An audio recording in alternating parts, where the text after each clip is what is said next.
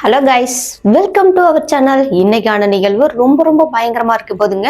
திருச்சி மாவட்டம் துறையூருக்கு அருகாமையில் நடந்த ஒரு பயங்கரமான சம்பவம். செல்வராசு அப்படின்றவர் அவரோட கொத்தனார் வேலையை முடிச்சுட்டு ரிட்டர்ன் வீட்டுக்கு திரும்புறாரு அவங்களோட மனைவியோட.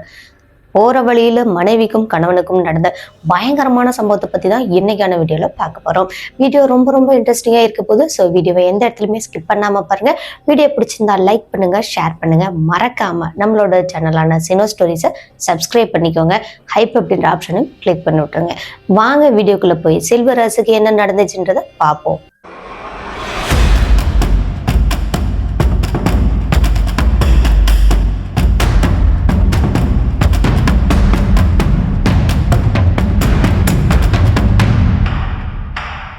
செல்வராசுவோட ஸ்டோரி பார்க்கறதுக்கு முன்னாடி ஒரு சின்ன இன்ஃபர்மேஷன் சொல்லிக்கிறேங்க. என்னன்னு பார்த்தீங்கன்னா, இப்போ நம்மகிட்ட ஸ்டோரி சொல்றீங்க அப்படின்னா அது முன்கூட்டியே அவங்களோட வீட்டில் இருக்கிறவங்கள்ட்ட நீங்க இந்த மாதிரி சொல்ல போறோம் அப்படின்றத இன்ஃபார்ம் பண்ணிடுங்க. அந்த வீடியோ நீங்க என்கிட்ட சொன்னதுக்கு அப்புறம் நான் அந்த வீடியோ யூடியூப்ல அப்லோட் பண்ணதுக்கு அப்புறமா இல்ல சிஸ்டர் எங்க வீட்டில் திட்டுறாங்க, இப்போ நீங்க வந்து அதை டெலிட் பண்ணுங்க அப்படின்னு சொன்னீங்கன்னா அதுல வர எனக்கு ஒரு வியூவர்ஸுமே இது என்னடா ஒரு வித்தியாசமா இருக்கு அப்படின்றதுனாலயே அடுத்த டைம் நம்மளோட வீடியோ பார்க்கறதுக்கு யோசிப்பாங்க. ஸோ உங்களோட வீடியோ நீங்கள் என்கிட்ட சொல்கிறீங்க அப்படின்னா, அந்த சம்பவத்தை சொல்கிறீங்க அப்படின்னா முன்கூட்டியே உங்களோட வீட்டில் இருக்கிறவங்கள்ட்ட இன்ஃபார்ம் பண்ணி ஏதாவது ப்ராப்ளம் வருமா என்னன்றதை கேட்டுட்டு அதன் பிறகு சொன்னீங்கன்னா கொஞ்சம் பெட்டராக இருக்கும். செல்வராசு அப்படின்றவர் ஒரு கொத்தனார் வேலை தொழிலாளிங்க. இந்த நபரோட சேர்ந்து இவங்களோட மனைவியும் அவரை கூட வேலைக்கு போவாங்களாம். இந்த மாதிரி அவங்களோட வாழ்க்கை போயிட்டு இருக்கும்போது அவங்களோட பிள்ளைங்கள் எல்லாம் வந்து செல்வராசோட அம்மா பார்த்துக்குவாங்களாங்க. இவங்க 2 பேரும் வேலைக்கு போகிற அந்த டைம்களில் பிள்ளைங்க ஸ்கூல் விட்டு வந்துச்சுன்னா பார்த்துக்குவாங்க.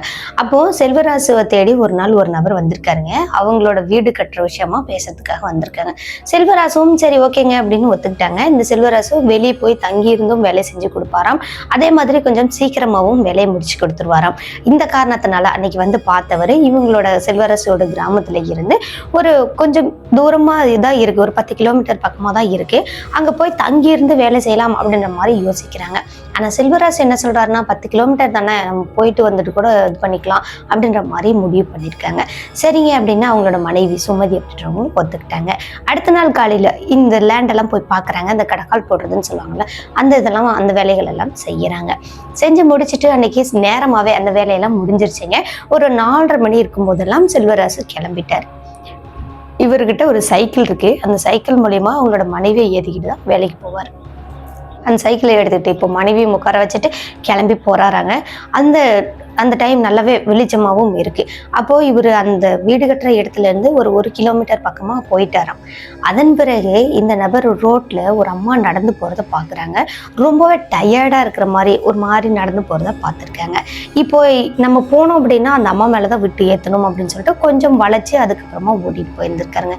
இப்போ சுமதி கேட்குறாங்க, ஏங்க வளைச்சு ஓட்டிட்டு இருக்கிறீங்க, இந்த கீழே தள்ளிட்டு போயிடுவீங்களாட்டுக்கு அப்படின்னு கேட்குறாங்க. அப்போ செல்வராசு என்ன சொல்லியிருக்காருன்னா, அங்க ஒரு அம்மா நடந்து வராங்களே அந்த அம்மா மேல விட்டு ஏத்த சொல்றியா, அதுக்கு தான் நான் வளைஞ்சு வந்தேன் அப்படின்னு சொல்லியிருக்காரு. இப்போ சுமதி திரும்பி பாக்குறாங்கங்க, ஏதோ அம்மா வராங்களா எனக்கு எதுவுமே தெரியலையே அப்படின்ட்டு திரும்பி பாக்குறாங்க. அந்த இடத்துல யாருமே இல்லை. ஆனா செல்வராசு ஒரு அம்மா நடந்து வந்தாங்க அப்படின்றத சொல்லியிருக்காரு. உடனே சுமதி என்ன பண்ணிருக்காங்கன்னா ஃபுல்லா பின்னாடி அந்த பக்கம் எல்லா பக்கமும் திரும்பியும் பார்த்திருக்காங்க. எங்கேயுமே ஒரு அம்மா நடந்து வர மாதிரியான ஒரு இதே கிடையாது. அப்போ செல்வராசு கிட்ட என்னங்க விளையாடுறீங்களா, பயமுறுத்துறீங்களா அப்படின்னு கேட்டிருக்காங்க. என்னம்மா நீ சொல்ற, இங்க பாரு அந்த அம்மா நடந்து வந்துட்டு இருக்காங்க அப்படின்னு. அப்பவும் செல்வராசு திரும்பி பாக்குறாரு. அவரோட கண்ணுக்கு மட்டும் அங்க ஒரு அம்மா தெரிஞ்சிருக்காங்க. இப்படி சொன்னதும் சுமதி மறுபடியும் திரும்பி பாக்குறாங்க. ஷாக் ஆயிட்டாங்க. ஏங்க உங்களுக்கு மட்டும் தாங்க தெரியுது, என்னங்க நீங்க விளையாடுறீங்களா அப்படின்ட்டு இந்த சுமதி சைக்கிள்ல இருந்து கீழே இறங்குறாங்க. செல்வராசும் சைக்கிள்ல நிறுத்திட்டு அதன் பிறகு பாக்குறாருங்க, அந்த இடத்துல யாருமே இல்லை. நல்லாவே வெளிச்சமான டைம்ல இந்த மாதிரி நடக்கும் அப்படின்றத அவர் எதிர்பார்க்கவே இல்லை. ரொம்பவே ஷாக் ஆயிட்டாங்க. உடனே ஏய் இப்பதாண்டே பார்த்தண்டி அப்படின்ட்டு அவரும் திரும்பி சுத்தி எல்லா இடங்களையுமே பாக்குறாருங்க. அந்த அம்மா எங்கேயுமே இல்லை. எங்க சீக்கிரமா சைக்கிள் எடுங்க, நம்ம கிளம்பிடலாம், எங்க சீக்கிரமா சைக்கிள் எடுங்க அப்படின்னு சொல்லிட்டு அந்த செல்வராசுவை அவசரப்படுத்திருக்காங்க சுமதி. அதன் பிறகு செல்வராசும் சைக்கிள் எடுத்துக்கிட்டாங்க, சுமதியும் சைக்கிள் உட்காந்துட்டாங்க. 2 பேரும் போறாங்க. இந்த நிகழ்வு நடக்கிறது 90s காலகட்டத்துல. அப்போ அந்த நபர் மறுபடியும் சைக்கிளை அழுத்தி போயிட்டு இருக்கும்போது இவருக்கு ரொம்ப ஷாக்கான காரணத்தினாலயோ ரொம்ப பயந்த காரணத்தினாலயோ அந்த சைக்கிளை வந்து சரியா ஓட்டவே முடியல, ஸ்பீடா ஓட்ட முடியலன்னு வச்சுக்கோங்களேன். ரொம்ப ஸ்லோவா ஓட்டிட்டு இருக்காரு. என்னங்க நீங்க இப்படி ஓட்டிட்டு இருக்கிறீங்க, கொஞ்சம் ஃபாஸ்டா தான் போங்களேன், சீக்கிரமா தான் வெயிலுக்கு முன்னாடி நம்ம போயிடலாமே, இப்போ எவ்வளவு வெயில் அடிச்சிட்டு இருக்கு, இவ்வளவு வெயில நம்ம இவ்வளவு பொறுமையா போகணுமா அப்படின்னு சொல்லி பேசுறாங்க பின்னாடி இருந்து சுமதி. ஆனா செல்வராசுவால சுத்தமா சைக்கிளை அழுத்தக்கூடிய அந்த சத்து கிடையாது. சரி கொஞ்சம் தூரம் தள்ளிக்கிட்டாவது போகலாம் அப்படின்ற மாதிரி செல்வராசு சைக்கிளை நிறுத்திட்டு இப்போ சுமதியை சைக்கிளை தள்ள விடுறாங்க. செல்வராசு மெதுவா வராருங்க. போற வழியிலே ஒரு கடை ஒன்று இருக்கு. அந்த கடையில ஒரு பாக்கெட் மோர் வாங்கி 2 பேரும் குடிச்சுக்கிட்டே மறுபடியும் சைக்கிளை ஓட்டிட்டு போறாருங்க செல்வராசு. மோர் குடிச்சதுக்கு அப்புறம் கொஞ்சம் பரவாயில்லையா இருந்திருக்கிறாரு. அப்படி சைக்கிளை ஓட்டிட்டு போயிட்டு இருக்கிறாரு. மறுபடியும் கொஞ்சம் தூரத்துல அதே உருவத்தை செல்வராசு பார்த்திருக்காருங்க. இப்போ பார்க்கும்போது அங்க பெரிய பெரிய புளிய மரங்கள், அடர்ந்த பெரிய மரங்கள் எல்லாம் இருந்திருக்கு. அந்த மரங்களுக்கு இடையில மறைஞ்சு போற மாதிரி பார்த்திருக்காருங்க. இப்போ இன்னும் நல்லாவே ஷாக் ஆயிட்டாருங்க. ஆல்ரெடி வெளுத்து சைக்கிளே ஓட்ட முடியாம இருந்தாரு, இப்போ கொஞ்சம் பரவாயில்லையா இருந்தாரு. மறுபடியும் ரொம்பவே அந்த எனர்ஜி லாஸ் ஆன மாதிரி ரொம்ப பயந்து போயிட்டார். இப்போ டக்குன்னு சைக்கிளை பிரேக் பிடிச்சிட்டு அப்படியே சைக்கிள் மேல சீட்ல உட்கார்ந்துட்டு காலை மட்டும் கீழே போனிட்டு பாக்குறாருங்க. அதே மாதிரியான உருவம் அங்க மறைஞ்சு போய்கிட்டு தான் இருக்கு. இந்த உருவத்தை பார்த்தவரு இந்த முறை நல்லா கை கல்லாம் நடுங்க ஆரம்பிச்சிச்சு. நல்லா பயந்து போயிட்டாரு. பேச்சே வெளியே வரல. என்னங்க ஆச்சு, ஏங்க இங்க சைக்கிள் நிறுத்திட்டு இருக்கிறீங்க அப்படின்னு பின்னாடி இருந்து சுமதி கேட்குறாங்க. ஆனா செல்வராசு என்ன சொல்றாருன்னா, அங்க பாருடி அப்படின்னு கையை மட்டும் காட்டிட்டாரு. அங்க பார்க்கும்போதும் இங்க சுமதிக்கு எதுவுமே தெரியல. என்னத்தை தாங்க காட்டிட்டு இருக்கிறீங்க, சும்மா என்ன பயமுறுத்திட்டே இருக்கிறீங்களா, இன்னைக்குதான் கொஞ்சம் நேரமா வேலைக்கு போய் விட்டு வீட்டுக்கு போறோம் அப்படின்னு நினைச்சா நீங்க மறுபடியும் இந்த மாதிரிலாம் பண்ணிட்டு இருக்கிறீங்க அப்படின்னு திட்டுறாங்கங்க. ஆனா செல்வராசுக்கு அது நல்லாவே தெரிஞ்சிருக்கு. அந்த கடைசி மரம் வரைக்கும் பார்த்திருக்காருங்க. அதுக்கப்புறம் அந்த உருவம் எங்க மறைஞ்சிச்சுன்னே தெரியல. ஃபுல்லா அந்த இடத்துல இருந்து ரிமூவ் ஆயிடுச்சு, ஃபுல்லா மறைஞ்சிருச்சு. இப்போ இந்த நிகழ்வு பார்த்தவரு இன்னும் நடுநடுங்கி போயிட்டாரு. ஃபுல்லா உதறலாயிடுச்சு, மேலாம் சிலிர்த்த மாதிரி ஆயிடுச்சு, குப்புன்னு உடம்புலாம் சூடு ஏறிடுச்சு. எங்க போலாங்க எந்திரிங்க ஓட்டுங்க அப்படின்னு சொல்லி பின்னாடி இருந்து சுமதி தட்டுறாங்க. அப்போதான் அந்த செல்வராசு அவரோட சுய நினைவுக்கு வந்திருக்கார். அடுத்தது சைக்கிளை அழுத்திட்டு போறாருங்க. இந்த முறை என்ன பண்றாருன்னா, இந்த ரோட்டு ஓரத்துல போயிட்டு இருந்தவரு இப்போ நடு ரோட்ல போற மாதிரி போயிட்டு வந்திருக்காருங்க. என்னங்க நடு ரோட்ல போயிட்டு இருக்கிறீங்க, பின்னாடி வண்டிக்காரன் எவனாவது வந்தா இடிச்சிட்டு போயிடுவான், நீங்க ஓரமாவே வாங்க அப்படின்னு சொல்லி சுமதி சொன்னாலுமே ஆனா இங்க செல்வராசுக்கு அந்த ஓரத்துல போறதுக்கு பயம். அந்த ஓரங்கள் எல்லாம் மரம் இருக்கே, அந்த காரணத்தினால அவ போக மாட்டேன் அப்படின்னு சொல்லிட்டு நடு ரோட்லயே போயிருக்காரு. ஒரு வழியா அவங்களோட வீட்டுக்கும் போயாச்சு. இன்னும் 1 வாரம் கழிச்சுதான் அங்க மறுபடியும் வேலை இருக்கு அப்படின்றத இந்த செல்வராசு தெரிஞ்சுக்கிட்டு தான் வந்திருக்காரு. அப்போ அங்க போயிட்டு பிள்ளைங்களை எல்லாம் பார்த்துட்டு அதுக்கப்புறமா போய் கொஞ்ச நேரம் ரொம்ப டயர்டா இருக்கிற மாதிரி இருக்கு, நான் படுக்கிறேன் அப்படின்னு சொல்லிட்டு வீட்டுல படுத்திருக்காருங்க. படுத்த நபருக்கு குப்புன்னு ஃபுல்லா வேர்க்கவும் ஆரம்பிச்சிச்சு. ஃபுல்லா வேர்த்து ஊத்துதுங்க, பயங்கரமா வேர்த்து ஊத்திட்டு இருக்குது. என்னங்க இப்படி வேர்த்து ஊத்திட்டு இருக்குது, எந்திரிச்சு இந்த துண்டு எடுத்து கூட துடைக்க மாட்டீங்களா அப்படின்னு சொல்லிட்டு அவங்களோட மனைவி பக்கத்துல வராங்க. வந்து பார்த்தா செல்வராசு ஒரு மாதிரி மயக்கமா இருக்கிற மாதிரி இருந்திருக்காரு. ஐயோ என்னங்க ஆச்சு அப்படின்னு சொல்லிட்டு இவங்களோட மனைவி வேகமா தண்ணி எல்லாம் தெளிச்சாங்களாம். தெளிச்சிட்டும் இந்த செல்வராசு எழுப்பவே முடியலங்க. ரொம்ப நேரம் அப்படியே இருந்திருக்காரு. இப்போ நல்லாவே பயந்து போயிட்டாங்க. உடனே அவங்களோட மாமியார் வீட்டுல இருக்காங்க பார்த்தீங்களா, அவங்கள்ட்ட சொல்றாங்க சுமதி, அதான் இந்த மாதிரி வர வழியில ஏதோ பயந்துட்டேன்னு சொல்லிட்டு இருந்தாரு, இப்போ என்னன்னா எந்திரிக்கவே மாட்டேங்கிறாரு, என்னன்னு பாருங்க வாங்கத்த அப்படின்னு சொல்லி பாக்குறாங்க. அப்போ இவங்களோட மாமியாருக்கு வந்து இந்த கோயில் திருவிழால எல்லாம் சாமி வரும் பார்த்தீங்களா, அந்த மாதிரியான ஒரு நபராங்க இவங்களோட மாமியார். இப்போ உடனே இவங்க என்ன பண்ணிருக்காங்கன்னா, இருமா நான் பாக்குறேன் அப்படின்னு சொல்லிட்டு வேகமா திருநீரை தட்டுல இருந்து எடுத்துட்டு வந்து மந்திரிச்சு அப்படியே ஒரு நீர் மட்டும் வச்சிருக்காங்க. நீர் வச்சதுக்கு அப்புறமா இறந்து போன ஒரு நபர் உயிரோட வந்தா எப்படி இருப்பாரு, அந்த மாதிரி டக்குன்னு ஒரு மாதிரி மூச்சு வாங்கிட்டு கண்ணை முழிக்கிறாரு. கண்ணை முழிச்சதுக்கு அப்புறமா என்னாச்சு ஏதாச்சுன்னு எல்லாம் இவங்க சுத்தி பார்த்துட்டு இருக்காங்கல்ல, அவங்க எல்லாம் கேட்கறாங்க, என்னங்க எவ்வளவு நேரம் உங்களை எழுப்புறது, என்னதான் ஆச்சு அப்படின்னு கேட்கறாங்க. செல்வராசும் அவங்கள பார்த்து கேட்கறாங்க, எனக்கு என்ன ஆச்சு, ஏன் இப்படி பார்த்துட்டு இருக்கிறீங்க, நான் கம்முன்னு படுத்துதானே தூங்கிட்டு இருக்கேன், ஒரு மனுஷன் தூங்க கூட விட மாட்டீங்களா அப்படின்னு இப்படியும் பேசியிருக்காரு. இப்ப எல்லாருமே ஷாக் ஆயிட்டாங்க. அத்தை என்னத்தை இவர் சொல்றாரு, ஒரு மாதிரி பண்ணிட்டு இருக்காரு அத்தை, என்னத்த ஆச்சு, ஒருவேளை நம்ம வேற எங்கேயாவது போய் மந்திரிச்சிட்டு வரலாமா அப்படின்னு கேட்கறாங்க. இப்போ இவங்களோட அம்மா என்ன சொல்றாங்கன்னா, ஒன்றும் இல்லம்மா, ஒன்றும் பிரச்சனை இல்லை, அதாவது திருநீர் வச்சுட்டல, இதுக்கப்புறம் எந்த பிரச்சனையும் வராது அப்படின்னு சொல்லிட்டு அதன் பிறகு அவங்க வேலையை பார்க்குறாங்க. செல்வராசுக்கும் அதுக்கப்புறமா தான் அந்த வேர்த்து ஊத்துறது எதுவுமே இல்லாம நார்மலா படுத்திருக்காரு. ஒரு மணி நேரம் படுத்து தூங்கி எழுந்திரிச்சாச்சு. மறுபடியும் நைட்டு சாப்பாடெல்லாம் ரெடி ஆயிடுச்சு. சாப்பிட்டு முடிச்சுட்டு பிள்ளைங்களோட கொஞ்சம் நேரம் பேசிட்டு இருந்துட்டு தூங்கலாம் அப்படின்னு போய் படுத்திருக்காரு. நல்லா தூங்கிட்டு இருந்திருக்காருங்க. இவரோட கனவுல வீட்டுக்குள்ள யாரோ வர மாதிரி இருக்கு. வீட்டு கதவை திறந்து வரல, கதவுக்குள்ள புகுந்து வர மாதிரி இருக்கு. இப்போ இதை கனவுல பார்த்தவருக்கு நல்லாவே உடம்பெல்லாம் சிலிக்க ஆரம்பிச்சிருச்சு. ஆனா பார்த்துட்டு இருக்கிறது கனவுல. அந்த உருவம் உள்ள வருது. வந்த உருவம் கிச்சனுக்குள்ள போகுது. போயிட்டு கிச்சன்னா சின்னதா ஒரு தடுப்பு சோறு மட்டும் வச்சிருக்காரு, அதுக்குள்ள போகுது. போயிட்டு மறுபடியும் வருதுங்க. வந்த உருவம் கரெக்டா இங்க செல்வராசு படுத்திருக்காரு பார்த்தீங்களா, அந்த கட்டிலுக்கு நேரா வந்து நின்றுட்டு செல்வராசுவே உத்து உத்து பார்த்துட்டு. இப்போ அந்த உருவம் ரொம்ப கொடூரமா இருக்கிற மாதிரி இருக்கு. கண்ணெல்லாம் அப்படியே செவந்து போயிருக்கு. கூடவே கையை காலெல்லாம் விகாரமா இருக்கு. ஒரு பேய், இவ்வளவு ஒரு பயங்கரமான ஒரு பேயை பார்த்த அந்த கனவுல இருந்த செல்வராசு டக்குன்னு கத்திக்கிட்டே எந்திரிச்சிருக்காரு. எழுந்துட்டு பார்த்தா வீடே அமைதியா இருக்கு. நல்லா எல்லாருமே தூங்கிட்டு இருக்காங்க. அதுக்கப்புறமா தான் இவர் கடிகாரத்துல பாக்குறாரு. டைம் 1 மணி. 1 மணி ஆயிடுச்சு. இவ்வளவு நேரத்துக்கு நம்ம இப்படி ஒரு கனவு வந்துருச்சா அப்படின்னு சொல்லிட்டு தண்ணி எல்லாம் எடுத்து குடிச்சிட்டு வெளியே போய் யூரின் விட்டுட்டு மறுபடியும் உள்ள வரலாம் அப்படின்னு வர்றாரு. இப்போ கதவை திறந்துட்டு வெளியே போனவர் மறுபடியும் உள்ள வரலாம் அப்படின்னு காலடி எடுத்து வைக்கிறாருங்க வாசப்படியில். வச்சதுமே இந்த வீட்டை நிமிந்து பாக்குறாருங்க. அப்போ இவர் படுத்துட்டு இருந்தார் பாத்தீங்களா, அந்த கட்டிலுக்கு அடியில ஏதோ படுத்துட்டு இருக்கிற மாதிரி இருக்கு. இந்த உருவத்தை பார்த்தவர் உடனே கை கால்லாம் நடுங்கி சிலிர்த்து கத்துன்னு கத்துறாரு. எம்மா எம்மா எம்மா அப்படின்னு கத்துறாரு. ஆல்ரெடி ஒரு பயந்த சுபாவம் கொண்டவராம். இப்போ இதை பார்த்ததும் இன்னும் நல்லாவே கத்திருக்காரு. இவர் கத்துற சத்தம் யாருக்குமே கேட்கலையா என்னன்னே தெரியலையாங்க. யாருமே எந்திரிக்கவே இல்லையா. ஏமா எவ்வளவு நேரமா கத்திட்டு இருக்க, வெளியே வாமா வெளியே வாமா வெளியே வாமான்னு கத்துறாரு. அதன் பிறகுதான் இவங்களோட அம்மா அப்படியே கொஞ்சம் ஆக்ரோஷமா இருக்கிற மாதிரி டக்குன்னு கண்ணு முழிச்சு செல்வராசுவை பாக்குறாங்க. பெரிய பெரிய கண்ணா இருக்கிற மாதிரி இருக்கு. இவங்க அம்மாவை பார்க்கும்போது செல்வராசுக்கு இன்னும் நடுங்கி பயங்கரமா பயந்து போயிட்டார். ஏம்மா என்னம்மா என்ன நீ பயமுறுத்திட்டு இருக்கிற அப்படின்னு சொல்லி இவர் கத்திட்டு இருக்கிறாரு. டக்குன்னு அவங்களோட அம்மா என்ன பண்றாங்கன்னா செல்வராசுவை வேகமா ஓடி வந்து ஒரு பக்கமா தள்ளி விட்டுட்டு அதன் பிறகு அவங்களும் வீட்டுக்குள்ள பாக்குறாங்க.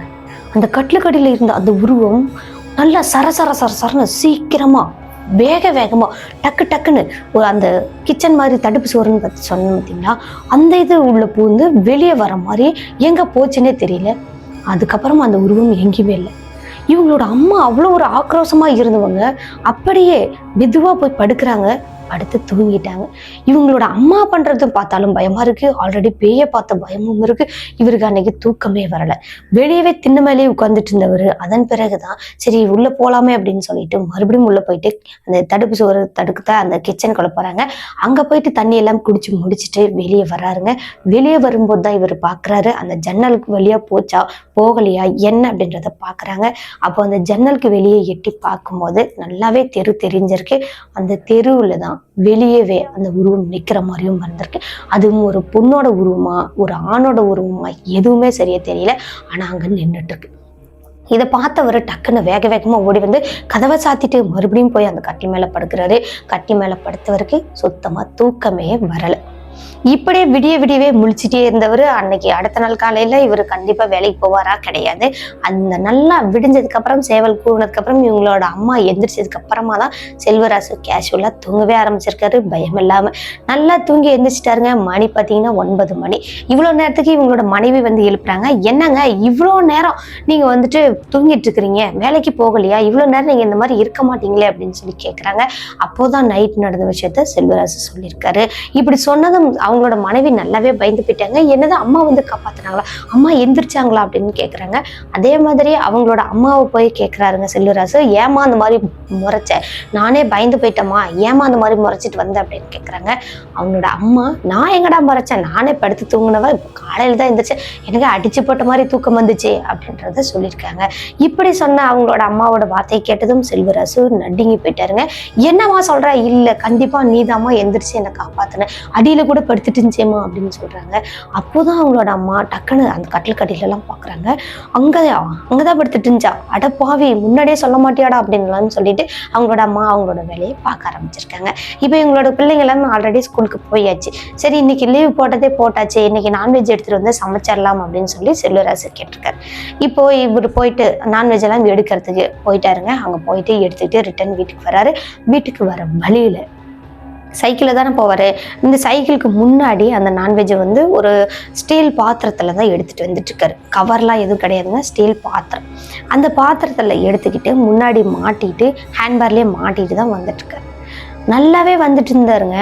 ஒரு இடத்துல எதுவுமே இல்லாமல் இருந்துச்சு. டக்குன்னு இவரோட அந்த சைக்கிள் வந்து கொஞ்சம் தடுமாறி கீழே விழுந்துருச்சு. செல்வராசுவும் கீழேயே விழுந்துட்டாரு அந்த மண் ரோட்லேயே. மண் ரோட்ல அதிகமான கல்கள், சின்ன சின்ன அந்த கல்லுங்கள்லாம் இருக்கிறது, மணல்லாம் இருக்கிறதுக்கு நல்லாவே கையை காலெல்லாம் சிரைச்சி நல்ல ரத்தம் வரவே ஆரம்பிச்சிச்சு. சரி இது அப்படியே பொருட்படுத்தாம மறுபடியும் சைக்கிள் எல்லாம் எடுத்துக்கிட்டு போகலாம் அப்படின்னு சொல்லி சைக்கிள் தூக்குறாங்க. சைக்கிள் அவ்வளோ ஒரு வெயிட்டா இருந்துச்சா, பயங்கர வெயிட்டா இருக்கு. என்னடா இது இவ்வளவு வெயிட்டா இருக்கே அப்படின்னு சொல்லி இந்த நபர் அதுக்கப்புறமா கஷ்டப்பட்டு சைக்கிளை தூக்கிட்டு நிமித்தி வச்சுட்டு அதன் பிறகு அந்த பாத்திரத்தை திடுறாருங்க. அந்த கறி வச்சு இந்த பாத்திரம் எங்கன்னே தெரியல. என்னடா இது நம்ம வச்சிருந்த பாத்திரத்தை காணுமே அப்படின்னு சொல்லிட்டு வேக வேகமா அந்த இடம் ஃபுல்லாவே, அந்த வயல்வெளி மாதிரி இருக்குங்க, அந்த இடம் ஃபுல்லாவே தேடி பாக்குறாருங்க. பார்த்தா இவர் விழுந்த இடத்துல இருந்து கொஞ்சம் தூரம் தள்ளி தான் அந்த பாத்திரம் அங்க கிடக்கு. இப்போ அந்த பாத்திரத்தை சைக்கிள் ஸ்டாண்ட் போட்டுட்டு வேக வேகமா ஓடி போயிட்டு எடுக்கிறாராங்க. அந்த பாத்திரத்துல இருந்த அந்த கறிகள் எதுவுமே இல்லை. பச்சை கறியை வாங்கிட்டு வந்திருந்தார் பார்த்தீங்களா சமைக்கிறதுக்காக, அது எதுவுமே இல்லையாங்க. ஷாக் ஆயிட்டாருங்க. ஒருவேளை நைட் பார்த்து அதுவே இருக்குமோ, அது வந்துதான் நம்மளை தள்ளி விட்டுருச்சோ அப்படின்னு எல்லாம் நினைச்சிட்டு இந்த நபர் மறுபடியும் அந்த ஸ்டீல் பாத்திரத்தை சைக்கிள்ல மாட்டிக்கிட்டு மறுபடியும் சரி கறி எடுத்துட்டு போயிடலாம் அப்படின்னு சொல்லி போறாருங்க. அங்கேயே வயல்வெளியிலேயே அந்த பாத்திரத்தை ஒரு இடத்துல கழுவுறாரு. கழுவி முடிச்சுட்டு மறுபடியும் போய் கறி எடுக்கிறதுக்கு போறாரு. அங்க போயிட்டு கேட்டா இப்பதானப்பா வாங்கிட்டு போனா மறுபடியுமா அப்படின்னு சொல்லி கேட்குறாங்க. இந்த மாதிரிதாங்க அது கீழே கொட்டிடுச்சு அப்படின்றத சொல்லிட்டு மறுபடியும் கறியை வாங்கிட்டு வர்றாருங்க. இப்போ இந்த முறை வரும்போது ரொம்பவே ஜாக்கிரதையா வராருங்க. வர்ற வழியிலேயே கையில வேப்பிலை எல்லாமே உருவி வச்சுக்கிட்டு அதுக்கப்புறமா வராரு. ஆல்ரெடி இவர் பயந்த சுபாவம்னு சொன்ன பார்த்தீங்களா, அதனாலேயே இப்போ வேப்பிலையெல்லாம் கையில இருக்கு, எந்த ஒரு பிரச்சனையும் இல்லை அப்படின்னு சொல்லி ஓட்டிக்கிட்டு வராரு. சரியா இவர் விழுந்தார் பார்த்தீங்களா, அந்த இடத்த தாண்டி இவங்களோட கிராமம் பக்கமா வந்தாச்சு. வந்ததுக்கு அப்புறமா தான் இவர் கொஞ்சம் நிம்மதியாகவும் இருந்திருக்கு. அப்பாடா இந்த முறை கரெக்டாக வந்துட்டோம் அப்படின்னு சொல்லி பெருமூச்சு விடும்போதே அங்க முன்னாடி சுழல் காத்து மாதிரி பெருசா காத்து ஃபுல்லா சொல்லண்டு வந்துட்டு இருக்குங்க. இதை பார்த்த அந்த நபர் இன்னும் நல்லாவே பயந்துக்கிட்டார். இந்த கிராமங்கள்லாம் அந்த மாதிரி காத்து வந்துச்சுன்னா அது பேய் காத்து அப்படின்றத சொல்லுவாங்க. ஆஹா பேய் காத்து வருதே அப்படின்னு சொல்லிட்டு இந்த நபரும் அந்த காத்துக்கிட்ட இருந்து தப்பிக்கலாம் அப்படின்னு அது வர டைரக்ஷன்ல இருந்து ஆப்போசிட் சைடு சைக்கிளை நகர்த்திட்டு போறாருங்க. பார்த்தா இவர் எந்த பக்கம் நகர்ந்தாலும் அந்த காத்து மறுபடியும் நகர்ந்து வர மாதிரி இருக்கு. ஒரு வழியா அந்த காத்து இவர் மேல அடிச்சுட்டு போயிருச்சு. தாண்டி போனதுக்கு அப்புறமா இவர் பாக்குறாரு, இவரை தாண்டி போய் ஒரு 50 மீட்டர் கூட போயிருக்காதாங்க. அதுக்கப்புறம் அந்த காற்று மாயமா மறைஞ்சிச்சு. இப்போ சரி காற்று தானே அடிச்சிச்சு, ஒன்றும் பிரச்சனை இல்லை அப்படின்னு சொல்லிட்டு வீட்டுக்கு போறாங்க. வீட்டுக்கு போயிட்டு இந்த கறியெல்லாம் எடுத்து சமைச்சிருங்க அப்படின்னு சொல்லி கறியை கொடுக்குறாரு. கறியை எடுத்துட்டு வரதுக்கு இவ்வளோ நேரமா அப்படின்னு அவங்களோட மனைவியும் கேட்டிருக்காங்க. அவங்களோட அம்மா வந்துட்டு இந்த செல்வராசவையை சுத்தி உத்து பார்த்துட்டே இருக்கிறாங்க. என்னம்மா என்னை இப்பதான் பாக்குற மாதிரி பாக்குற, டெய்லி தானே என்னை பார்த்துட்டு இருக்கிற அப்படின்னு சொல்லி கேட்குறாங்க. டெய்லி பார்க்கறது வேற, இன்னைக்கு ஏதோ உங்ககிட்ட வித்தியாசமா இருக்கு அப்படின்றத சொல்லியிருக்காங்க. இப்போ செல்வராசு அந்த கறி எல்லாம் வெளியே கொடுத்துட்டு உள்ள போறாங்க. உள்ள போனதுமே அந்த வீடே ஃபுல்லா ஒரு பயங்கரமான ரத்த நாத்தம் மாதிரி நாறிட்டு இருந்திருக்குங்க. இந்த செல்வரசு உள்ள பூந்ததுக்கு அப்புறமா தான் இந்த நாத்தங்கள் நாறுது. இப்போ இந்த நாத்தம் நாறினதும் இவங்களோட அம்மா வந்துட்டு வெளியே இருந்து உள்ள போய் பாக்குறாங்க செல்வராசு. என்னடா இவ்வளவு ஒரு கவுச்சடிக்குது, என்னடா பண்ணிட்டு வந்த, அந்த சட்டையெல்லாம் கழட்டி போட்டு குளிட அப்படின்னு சொல்லியிருக்காங்க. அப்போ செல்வராசுவும் அவங்க அம்மா சொன்ன மாதிரியே சட்டையெல்லாம் கழட்டி போட்டுட்டு குளிக்கலாம் அப்படின்ட்டு வெளியே வந்து குளிச்சிட்டு இருக்காருங்க. அப்போ இவர் குளிச்சு முடிச்சுட்டு உள்ள போறாரு. அது வரைக்கும் இல்லாத ஸ்மெல்லு மறுபடியும் அடிக்குது. இப்படி அந்த நபர் உள்ள போனா மட்டும்தான் ஸ்மெல் அடிக்கிறத வந்து இவங்க கன்ஃபார்ம் பண்ணிக்கிறாங்க. அதன் பிறகு இவங்களோட அம்மா என்ன பண்றாங்க, டேய் எங்கடா போன, என்னடா நடந்துச்சு அப்படின்றத கேக்குறாங்க. மிரட்டி கேட்டதுமே செல்வராசு சொல்லிட்டு வராங்க, இந்த மாதிரிதான் நான் போன வழியில இருந்து இப்போ வரைக்கும் இப்படிதான் நடந்துச்சு அப்படின்ற விஷயத்த எல்லாத்தையுமே சொல்லியிருக்காரு. சொன்னதுமே அவங்களோட அம்மா என்ன பண்றாங்கன்னா, டேய் உன்னை இப்படியே விட்டா சரிப்பட்டு வராது அப்படின்னு சொல்லிட்டு வேகமா முடிய பிடிச்சிக்கிட்டு அந்த சாமி போட்டோக்கு நேரா போயிட்டு சூடத்தெல்லாம் பத்த வச்சு சாமி கும்பிட சொல்லியிருக்காங்க. சாமி கும்பிட்டு எனக்கு எந்த பிரச்சனையுமே இல்லாம நீ தான் பாத்துக்கணும் அப்படின்றதெல்லாம் கும்பிட்டு முடிச்சுட்டு அதுக்கப்புறம் செல்வராசு வந்திருக்காருங்க. உடனே இவங்களோட அம்மா என்ன பண்றாங்கன்னா, அந்த மஞ்சள் உப்பு எல்லாம் போட்டு அந்த வீடு ஃபுல்லா கழுவி விட்டுருக்காருங்க. கழுவி விட்டதுக்கு அப்புறமா தான் அந்த ஸ்மெல் எதுவுமே இல்லாம இருந்திருக்கு. சரி இது சாதாரண ஒரு ஸ்மெல்லு தானே அப்படின்னு சொல்லி அதை அப்படியே விட்டுட்டாங்க. 3 நாளுக்கு அப்புறமா தான் மறுபடியும் பிரச்சனையே ஆரம்பிச்சிருக்கு. என்னன்னா அந்த 3 நாள் வரைக்கும் செல்வராசு வேலைக்கு எங்கேயுமே போகல. 3 நாளைக்கு அப்புறமா அன்னைக்கு அவங்களோட மனைவியை கூட்டிக்கிட்டு வேலைக்கு போறாருங்க. அதுவும் இவங்க ஆல்ரெடி செஞ்சுட்டு இருந்த அதே ஊர் தான், பக்கத்து ஊர்லயே தாங்க, ஒரு 2 கிலோமீட்டர் டிஸ்டன்ஸ்ல தான். அங்க போயிட்டு வேலையெல்லாம் முடிச்சுட்டு மறுபடியும் வராங்க. வரவங்க இவங்களோட அந்த கிராமத்துல இருந்து இவங்களோட கிராமத்துக்கு ஒரு ஷார்ட்கட் இருக்கு. அந்த ஷார்ட்கட் வழியா போகலாம் அப்படின்னு சொல்லிட்டு அன்னைக்கு வராங்கங்க. சைக்கிள் ஓட்டிட்டு வர்றாரு. இவங்களோட மனைவி பின்னாடி இருந்து லைட் காமிச்சிட்டு வர்றாங்க. இப்படி காமிச்சிட்டு வந்துட்டே இருக்கும்போது சடனா ஒரு இடத்துல ஒரு பயங்கரமான உருவம் நின்றுட்டு இருக்குங்க. அந்த காட்டு வழி பாதையில, குறுக்கு வழி பாதையில நல்லாவே இருட்டாயிடுச்சு. இந்த இருட்டுல அந்த உருவத்தை ஒரு செகண்ட் பார்த்தாலுமே பயங்கரமா இருந்திருக்கு. பயந்து போயிட்டாரு. சைக்கிள் அப்படியே ஸ்டாப் பண்ணி நிறுத்திட்டாரு, பிரேக் போட்டு. என்னங்க ஆச்சு, இந்த இடத்துல நிறுத்துறீங்க, என்ன ஆச்சு அப்படின்னா அவங்களோட மனைவி பின்னாடி அவங்க கேட்குறாங்க. அப்போ செல்வராசு என்ன சொல்றாங்கன்னா, ஒன்றும் இல்லைம்மா நீ எது நடந்தாலும் கீழே மட்டும் இறங்காத அப்படின்ற மாதிரி சொல்லிட்டு சைக்கிளை எடுத்துக்கிட்டு மறுபடியும் அழுத்தி ஓட்டிட்டு போறாங்க. இப்போ ஓட்டிட்டு போகவே கொஞ்சம் தூரம் ஒரு 200 மீட்டர் கடந்துட்டு போறாங்க. அதன் பிறகு மறுபடியும் அதே உருவத்தை பார்க்குறாரு. இப்போ பார்க்கும்போது அந்த உருவம் இன்னும் விகாரமா இருந்திருக்கு. அந்த உருவம் இவரோட சைக்கிளை மறிக்கிற மாதிரி கையை காட்டிக்கிட்டே நின்றுட்டு இருந்திருக்குங்க. பல்லெல்லாம் பார்த்தா பெருசா இருந்திருக்கு. இந்த பல்லெல்லாம் பார்த்ததுமே இவர் நல்லாவே பயந்து போயிட்டாரு. சுமதி அங்க பாரேன் அப்படின்னு ஒரு நடுக்கிற குரல்ல சொல்லியிருக்காரு. இப்படி சொன்னதும் சுமதியும் திரும்பி பாக்குறாருங்க. அங்க எட்டி பாக்குறாங்களாங்க. பார்க்கும்போது அவங்களும் அந்த உருவத்தை பார்த்துட்டாங்க. பாத்தியா, இதேதான் என்னை தொல்லை பண்ணிட்டே இருக்கு, தொடர்ந்து என்ன வந்துட்டே இருக்குது அப்படின்னு சொல்லும் போதெல்லாம் சுமதி அப்படியே செல்வராசுவை இறுக்கி பிடிச்சிட்டாங்களாங்க.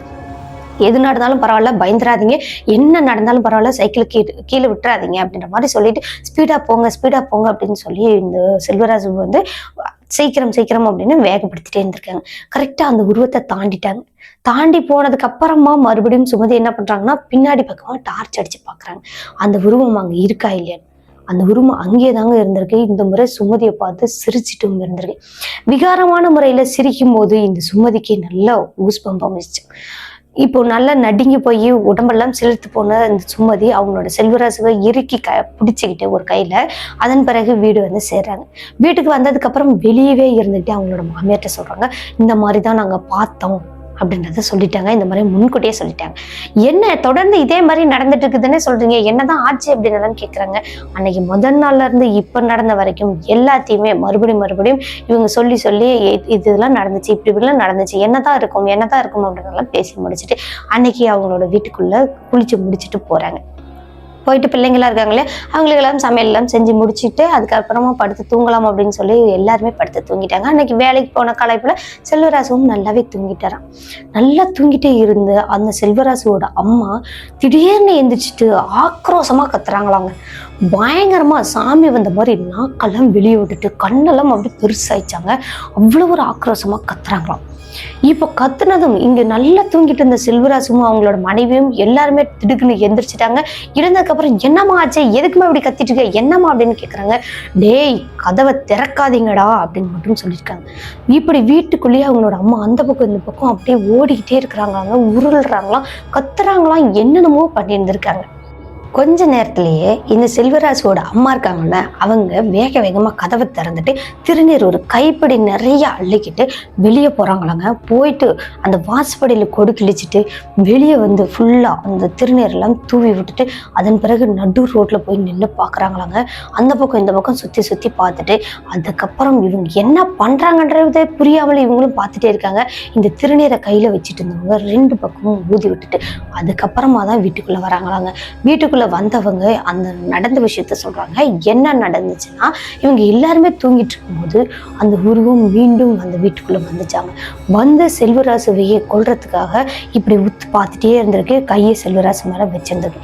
இது எதுவுமே செல்வராசுக்கு தெரியவே இல்லை. இப்போ பக்கத்துல படுத்துட்டு இருந்த அந்த பிள்ளைங்களையும் அந்த உருவம் திரும்பி பார்த்துருக்குங்க. இந்த பிள்ளைங்களை பார்த்ததுக்கு அப்புறமா தான் இவங்களோட அம்மா எழுந்து அந்த மாதிரி கத்திருக்காங்க. இவங்க கத்துன அடுத்த செகண்டேங்க அங்க இருந்து அப்படியே வேகமா தப்பிச்சா போதுண்டா சாமின்னா நம்ம எப்படி ஓடுவோம், அதை விட ஸ்பீடா அங்க இருந்து அந்த உருவம் மறைஞ்சிருச்சாங்க. அதுக்கப்புறம் தான் வெளியே கதவை திறக்காதீங்க அப்படின்னு சொல்லி கத்துனது, அதன் பிறகு அந்த திருநீர் எல்லாம் போட்டது, அந்த திருநீர் ஊதி விட்டது எல்லாமே அந்த உருவத்தை விரட்டதுக்காக மட்டும்தான்.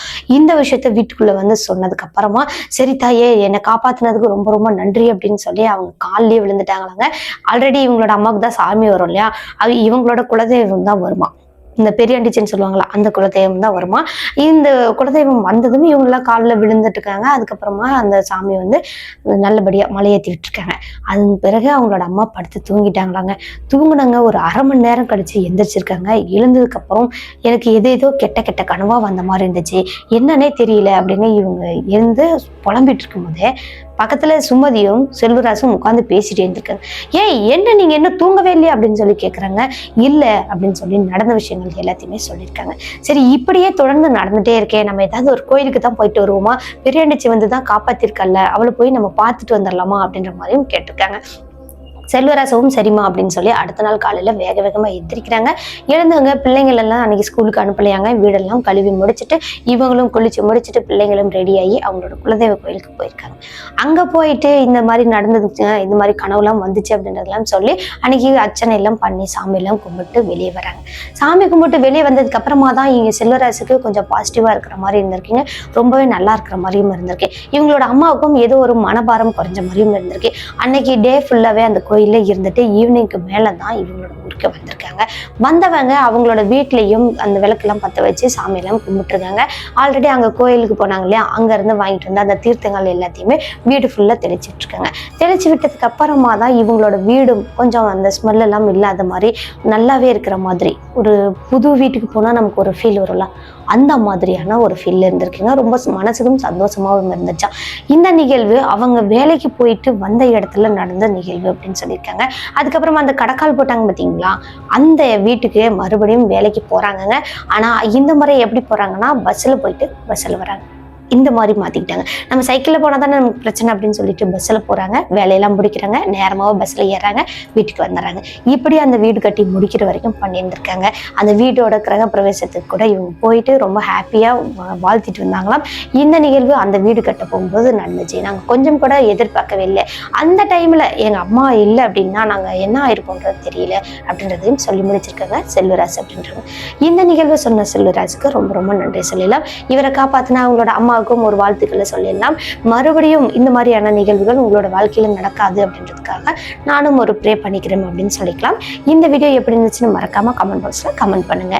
இதே மாதிரி தொடர்ந்து ஹாரரான நிகழ்வுகள் எல்லாம் கேட்கணும் அப்படின்னா நம்மளோட சின்ன ஸ்டோரிஸை மறக்காம சப்ஸ்கிரைப் பண்ணிக்கோங்க. பக்கத்துல உள்ள பெல் ஐக்கான்ல ஆள் கொடுத்து வச்சுக்கோங்க. அது மட்டும் இல்லாம உங்களோட வாழ்க்கையிலயோ அல்லது உங்க ஃப்ரெண்ட்ஸ் அண்ட் ரிலேட்டிவ்ல யாருக்காவது இது மாதிரியான அனுபவங்கள் ஏற்பட்டிருக்கு அப்படின்னா அது உங்களோட முழு விருப்பம் இருந்தால் மட்டுமே நம்மளோட வாட்ஸ்அப் நம்பருக்கு வாய்ஸ் நோட்டா சென்ட் பண்ணிக்கலாம்.